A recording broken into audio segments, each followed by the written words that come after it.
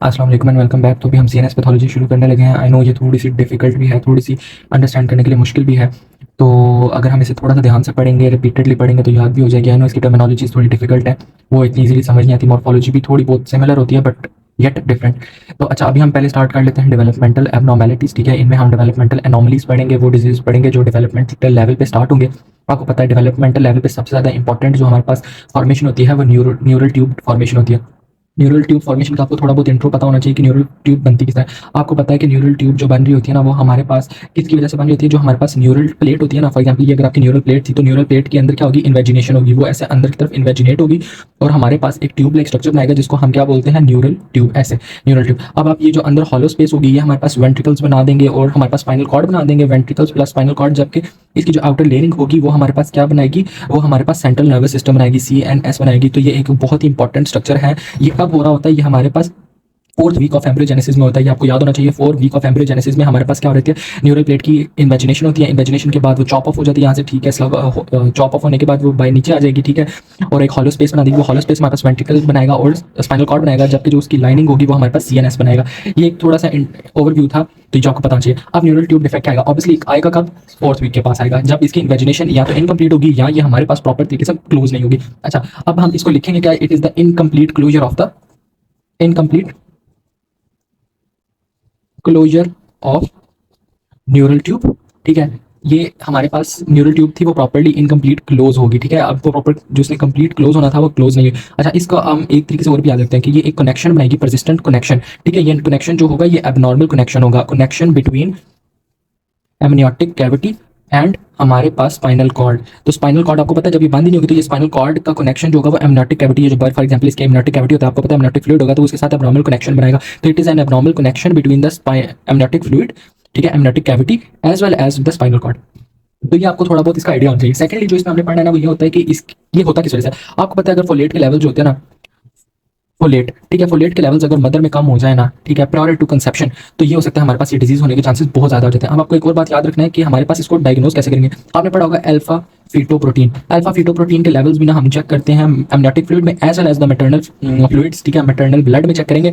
अगर हमारे पास इसके लेवल रेज आएंगे तो इसका मतलब है कि बच्चे के अंदर बहुत सारे चांसेस हैं कि उसे न्यूरल ट्यूब डिफेक्ट्स हो सकते हैं। अच्छा, अब न्यूरल ट्यूब डिफेक्ट्स होते कौन कौन से? ये तो जनरल ओवरव्यू था। न्यूरल ट्यूब डिफेक्ट जो हमने पढ़े ना, सबसे पहला होगा वो एनेंसेफेली। एनेंसेफेली का मतलब ए मीन नहीं, ठीक है, absence. Cephaly mean skull and brain, ठीक है। अब इसमें ब्रेन भी नहीं होगा, ठीक है, हमारे पास और स्कल भी नहीं होगा। तो एक बच्चे की अपीयरेंस कैसी होगी? Frog like. उसका सर ही नहीं है, ठीक है, स्कल भी नहीं बना हुआ, ब्रेन भी नहीं बना, तो एनेंसेफेली इसको बोलेंगे। हमने पहले न्यूरल ट्यूब डिफेक्ट होगा, उसकी फ्रॉग लाइक अपीयरेंस होगी फीटस की, ठीक है। और इसकी वजह से कहते हैं कि बच्चा जो होता है ना, ये किस वजह से होता है? कहते हैं जो पोली हाइड्रोएमनियोस होते हैं ना, ठीक है, पोली हाइड्रोएमनियोस, वो ना बच्चा जो होता है ना वो उनको स्वॉलो करना शुरू करता है एमनियोटिक फ्लूइड को, ठीक है, और उसकी स्वॉलिंग जो होती है वो इम्पेयर हो जाती है, जिसकी वजह से हमारे पास क्या होता है? बच्चा एक फ्रॉग लाइक अपीयरेंस ले लेता है, जिसको कहते हैं एनेंसेफेली। एनेंसेफेली के बाद आपने जो इंपॉर्टेंट तरीन पढ़ना है वो है स्पाइना बाइफिडा। अब स्पाइना बाइफिडा की दो टाइप्स होते हैं, बाइफिडा, ठीक है, spina bifida occulta and spina bifida norm. ठीक है, जो हमारे पास अकल्टा होगा ना उसमें ये होगा कि हमारे पास ना, फॉर एग्जांपल अगर ये एम्ब्रियो की बैक है, फॉर एग्जांपल ये बच्चे की बैक है, ये मैंने रफ साइड दिया। अब यहाँ पे तो मिडिल में आपको पता है वर्टिब्रा होती है और स्पाइनल कॉर्ड भी यहाँ पे ही हमारे पास होती है। तो अगर जो हमारे पास एरिया जिसमें डिफेक्ट है, फॉर एग्जांपल इस एरिया पे डिफेक्ट है, अगर इस एरिया पे बहुत ज्यादा हेयर्स है ना तो वो अकल्टा है, ये याद रखें। अगर उस एरिया पे हेयर्स नहीं है, ठीक है, और हमारे पास इतनी ज्यादा डिफॉर्मिटी भी नहीं है, तो वो होगा normal spina bifida. Spina bifida क्या बोलेंगे हम? It is actually the failure of the posterior vertebra. Posterior vertebra का क्लोजर ही नहीं होगा, पोस्टीरियर वर्टिब्रा जो है ना वो प्रॉपर्ली क्लोज नहीं होगी, ठीक है। जब वो क्लोज नहीं होगी तो स्पाइना बाइफिडा होगी, ठीक है। और अगर अकल्टा होगी तो इसमें ये होगा कि हमारे पास डिम्पल होगा, पैचेस ऑफ हेयर होंगे, ठीक है, जो कि हमारे पास वर्टिबल ओपनिंग जो है ना उसको सराउंड कर होंगे। बट आपने एक बात याद रखें, जो अकल्टा है ना, ठीक है, अकल्टा, अकल्टा के अंदर हर्निएशन नहीं होगी, यानी कि जो उसके कॉन्टेंट्स है ना, स्पाइनल कॉर्ड हो गया या वेंट्रिकल्स हो गए, वो बाहर प्रोट्रूड नहीं कर रहे होंगे। ये याद रखना कि इसमें किसी किस्म की हर्निएशन नहीं होगी अकल्टा में, जबकि स्पाइना बाइफिडा जो नॉर्मल होगा उसमें हर्निएशन प्रेजेंट होगी। अच्छा, सेकंडली आपने एक और बात देखनी, कुछ टर्मिनोलॉजीज हैं जो इसके लिए इंपॉर्टेंट है। एक आ जाती है मेनिंजियोमायोसिल, मेनिन मेनिंगोसील सॉरी, एंड जो चौथी आएगी वो होगी मेनिंगो मायोसील। अच्छा, इसमें आपने ये याद रखना है कि जो मेनिंजोसील है और मेनिंजोमाइलोसील है, इसमें क्या होगा? अब देखें, इसमें जो मेनिंजोसील है ना, इसमें हमारे पास सिर्फ प्रोट्रूजन किसकी होगी? मेनिंजेस की। मेनिंजेस जो है ना वो क्या करेंगे? प्रोट्रूजन हो जाएगी उनकी। जबकि मेनिंजियोमायोसील में क्या होगा? मेनिंजेस के साथ साथ स्पाइनल कॉर्ड की भी क्या होगी? प्रोट्रूजन, वो बाहर निकल आएंगे। तो ये आपने थोड़ा बहुत याद रखना है। अच्छा, अब एक और टर्मिनोलॉजी आपने अक्सर सुनी होगी जिसको कहते हैं इंसेफेलोसील। इंसेफेलोसील में क्या होता है कि हमारे पास क्या होता है कि जो ब्रेन होता है ना, वो आपने याद रखना है कि मेल फॉर्म होता है, वो प्रॉपर्ली बना नहीं होता, मेल फॉर्म्ड होता है, ठीक है, वो प्रॉपर तरीके से बना नहीं होता, जिसकी वजह से हमारे पास क्या होते हैं, उसके नॉर्मल जो क्रेनियम होता है ना, उसमें क्या आना शुरू हो जाता है, डिफेक्ट्स। उसके डिफेक्ट्स आएंगे ना तो क्या होगा, जो कि इंपॉर्टेंट है वो है होलोप्रोएनसेफेली। होलोप्रोएनसेफेली, ठीक है।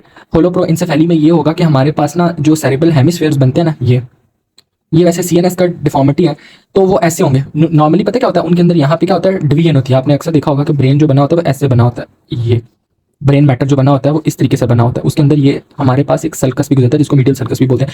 बट इसमें क्या होगा कि ये जो दोनों हेमिस्फेयर्स है ना, इनकी सेपरेशन नहीं होगी। मतलब ये नॉर्मली ऐसे लगेगा बॉल लाइक है, दोनों हेमिस्फेयर ऐसे होते हैं ना, ब्रेन के हेमिस्फेयर ऐसे होते हैं डिवाइड हुए दोनों तरफ से, अगर हम ऊपर से सुपीरियर व्यू ले। बट इसमें क्या होगा, ऐसे बिल्कुल एक बॉल लाइक अपीयरेंस होगी, बीच में कोई डिवीजन ही नहीं हुई होगी।